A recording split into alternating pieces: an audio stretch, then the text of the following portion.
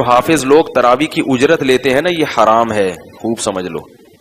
تراویح کی اجرت لینا حافظ کے لیے حرام ہے. مفتی ظفر علی صاحب ہمارے لیے قابل احترام ہیں، مگر ان کا تراویح کے بارے میں جو اجرت کا فتویٰ ہے 100% سے بھی زیادہ غلط ہے. تراویح میں حافظ صاحب کو پیسے دے سکتے ہیں؟ نہیں. حافظ صاحب نے برا کیا ہے نا جو آپ کو 27 دن تک قرآن سنایا. بے شعور اور بے شکر انسان. حافظ صاحب کو ایک ترازو میں ڈالو اور دوسرے ترازو میں سونا اور چاندی ڈالو. اتنا بڑا احسان کیا ہے اس نے. حافظ صاحب نے کب کہا ہے کہ اے لوگوں، میں قرآن سناتا ہوں، جب پورا ہو جائے تو اللہ کے واسطے مجھے اتنے لاکھ روپے دو. خوارو تم کیا دو گے؟ خواران زمانہ. حافظ صاحب کو کم از کم 30,000، متوسط 80,000، ورنہ 1,20,000 اور 1,60,000 بخاری سے ثابت ہو رہا ہے. ان خیر ما اخذتم علیہ اجرا کتاب اللہ، ان حق ما اخذتم علیہ اجرا کتاب اللہ. اور یہ فتوے کہ حافظ صاحب نہیں لے سکتے اور نہ دیا کرے، یہ فتوے معتزلہ اینڈ کمپنی کے نکلے. یہ اہل سنت کے خلاف فتوے. اس فتوے کی بنیاد یہ ہے کہ ایک کے پڑھنے سے دوسرے کو فائدہ نہیں، اور ہمارا ایمان یہ ہے کہ حافظ صاحب کے پڑھنے سے آسمان و زمین قائم دائم.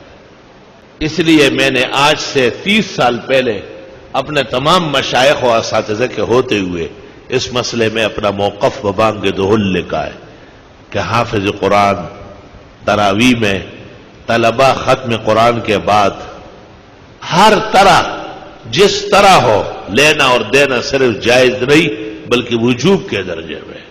اور میں نے ان لوگوں کو دیکھا جو قرآن پڑھوا کے کچھ نہیں دیتے، وہ سب تباہ و برباد ہو گئے. یہ حرام ہے، وہ حرام ہے، اکو بکو سندر بکو. ام تسألہم اجرا، کیا آپ مانگتے ہیں ان سے؟ مانگتے کیوں؟ مانگنے کی کیا ضرورت ہے؟ لیکن جب لوگ بدھو ہو، کم عقل اور بے شعور ہو، تو حافظ صاحب کہہ سکتے ہیں کہ کل رات کو ختم قرآن ہے اور خبردار کہ کوئی خالی جیب آیا. ان کان جاہلا فعلینا تعلیمہ، آلوسی لکھتے ہیں. بے وقوف ہے، سمجھانا پڑتا ہے کہ خالی جو ہے نا گلے ملنا اور ہاتھ ملانا، اس کا کیا مطلب ہے؟ آپ کا گھر مغلوں نے لوٹا ہے کیا، یا فوجی گھس گئے تباہ کرنے کے لیے؟ حافظوں کو رچاؤ، مالا مال کرو، اور فتویٰ عاجز فقیر کا تحریراً کتابی شکل میں شائع ہو چکا ہے. ماں کا بیٹا اس کا جواب لکھے. ساڑھا پلہ بھاری ہے. جنہوں نے مجھ سے بخاری پڑھی ہے وہ خوب سمجھتے ہیں، ان کو سب معلوم ہے. وہاں میں پورا سال ان کو سمجھا چکا ہوں، ان کو ضرورت نہیں ہے یاد ہی. اتنا یاد رکھو کہ ایک دارالافتاء جو بہت قیمتی اور بیش بہا ہے، ہمارے بھی اس پر یقین ہے، لیکن اس سے غلط فتویٰ نکلا ہے. کوئی عدیم النظیر متباہر فقیہ جو علم حدیث اور قرآن و تفسیر پر بالغ نظر رکھتا ہو، وہ کبھی بھی ناجائز نہیں کہے گا. حضرت الاستاذ مولانا یوسف بنوری نے معارف السنن میں لکھا ہے کہ لوگ کہتے ہیں دنیاوی کاموں پر لینا دینا جائز ہے اور اخروی پر نہ لے. والعلت تقتضی ان تعم، علت تو عموم چاہتی ہے کہ سب میں جائز ہونا چاہیے. شانور شاہ فیض الباری میں کہتے ہیں لوگ کہتے ہیں ایصال ثواب والوں کو نہ دے، وَأَنَا أَكُفُّ لِسَانِي عَنْهُ، میں اپنی زبان کو کنٹرول کر رہا ہوں، ناجائز نہیں کہتا ہوں. دیکھیں یہ متبحر علماء ہے. القاموس فی الفقہ عبدالسلام ندوی نے شائع کی ہے، اس میں نے اس کو خط لکھا تھا بہت مفصل، اللہ جزائے خیر دے.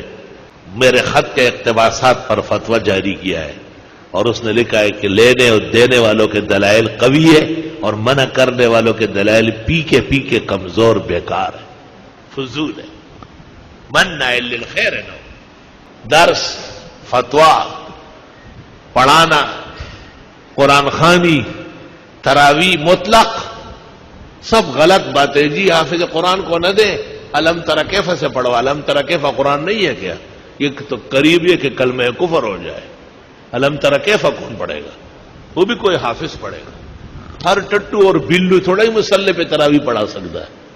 یہ بات میں نے اس لیے کہی کہ ہمارے حفاظ بھائیوں کے ساتھ زیادتی ہو رہی اور بلا دلیل و برہان کے ان کو رگڑا جا رہا ہے. اور عوام کے ہاتھوں میں گستاخی کا چورا دیا جا رہا ہے کہ دیکھیں ہم تو آپ کے پیچھے پڑتے ہیں مگر آپ نے کچھ لینا نہیں. کیوں؟ وہ آپ کے ہاں بدکاری کرنے آیا ہے کیا؟ اس نے اللہ کے نبی کے مصلح پر آپ کو بہترین اجر اور ثواب کما کے دیا ہے. آپ بھی بہترین اجرت انعام و اکرام سے اس کو مالا مال فرمائے. چونکہ یہ فتاوا جو تمام مدرسوں سے شائع ہے ایک دوسرے کو دیکھ کے لکھا ہے اور ان میں کوئی سوچ فکر عقل دانش شعور نہیں رکھا گیا. اس لیے یہ فتوے میرے سامنے مچھر کے پر کے برابر نہیں. میں ان کو فتوے سمجھتا ہی نہیں ہوں، میں ان کو اخبار جنگ کے صفحے سمجھتا ہوں. جب میری تحریر ان کے اوپر آ جائے گی تو جیسے چڑیا ہے باز کے سامنے تتر بتر ہو جاتی ہے. اور نعرے لگاؤ گے، صبر کرو ذرا. الحمدللہ میں نے طالب علمی کے زمانے سے معذرت کی تھی اور اساتذہ کرام سے گزارش کی تھی کہ یہ فتویٰ آپ کا صحیح نہیں ہے. تو حضرت نے مجھے کہا لکھ لو. لکھ دیا ہے تو بہت خوش ہوئے. بہترین کام کیا ہے. بخاری نے حسن بصری سے یہاں تک نقل کیا ہے کہ ہمیں کوئی معتدبی عزت والا آدمی معلوم نہیں ہے جو ناجائز کہتا ہو. آخری بات سن لو. ابھی 27 کو حرمین شریفین میں قرآن خوانی تراویح کا ختم ہوگا. آپ ذرا اس رات کو دیکھ لیں تب پروگرام دیکھیں. اعلان ہوتا ہے مراکش کے بادشاہ کی طرف سے مرسڈیز گاڑی 4 فلاں جگہ، یہ نمبر یہ چابیاں امام سدیس کے لیے. فلاں شہزادے کی طرف سے عزیزیہ میں 3 ایکڑ پر مشتمل محل، قرآن پڑھنے کی سلے میں چابی اور کاغذات حاضر ہے، ان کا سیکرٹری آ کے وصول کرے. گاڑیاں، سونے کے بکسے، حنابلہ کے مذہب میں کعبے کے بالکل سامنے. یہ دلیل صحت ہے الحمدللہ. جو اس کے مقابلے میں وہ سارے فتوے کمزور اور بے دلیل فتاوا ہے وہ سب. ہاں یہ ٹھیک ہے کہ وَلَا تَشْتَرُوا بِآيَاتِي ثَمَنًا قَلِيلًا، تھوڑے نہیں ہونا چاہیے، خوب معقول ہونا چاہیے. اس لیے وہ سونے کے بکسے اور کوٹھیاں، محلات، بنگلے، مرسڈیز گاڑیاں اور پتہ نہیں دنیا کے کتنے سرمائے، کتنے بینک بیلنس ان کے سفرد ہو جائے. ہر ختم. پورا بادشاہوں کے ناموں کا اعلان ہوتا ہے کہ شاہ فہد کی طرف سے یہ، شاہ عبداللہ کی طرف سے یہ انعام و اکرام آیا ہے.